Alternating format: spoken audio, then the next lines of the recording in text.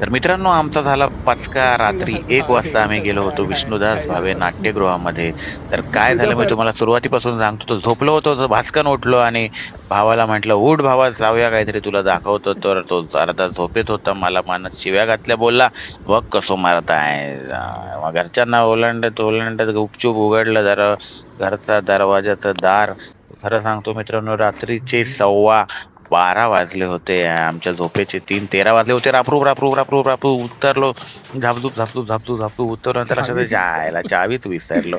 चावी परत विसरलो रे. उलटा झापझूप, झापझूप, टाकटूक, टाकटूक चावी घेतली मस्त आणि रापरूप, रापरूप, रापरूप परत खाली उतरलो आणि गाडी काढली. झापाक, झुपूक आणि निघालो. अंधेरी रातों में सुनसान राहों पर.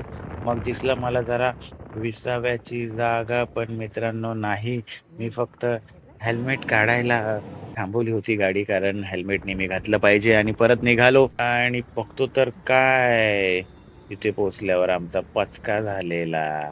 मग काय लय उदास झालं मित्रांनो, खूप उदास वाटलं. महाराजांचा आशीर्वाद घेतला आणि परत निघालो परतीच्या प्रवासाला. पण लय, लय म्हणजे लय भूक लागली होती म्हणून थोडासा अंडा उडवला. कसा त्याने उडवला.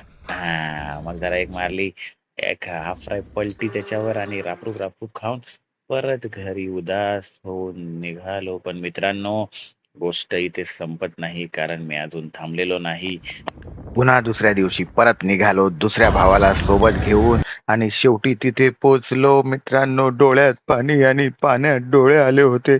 पहिल्यांदाच आमचा डिजिटल बिलबोर्ड लागला होता विष्णुदास भावे नाट्यगृहाच्या बाहेर. ढॅन टॅडॅन.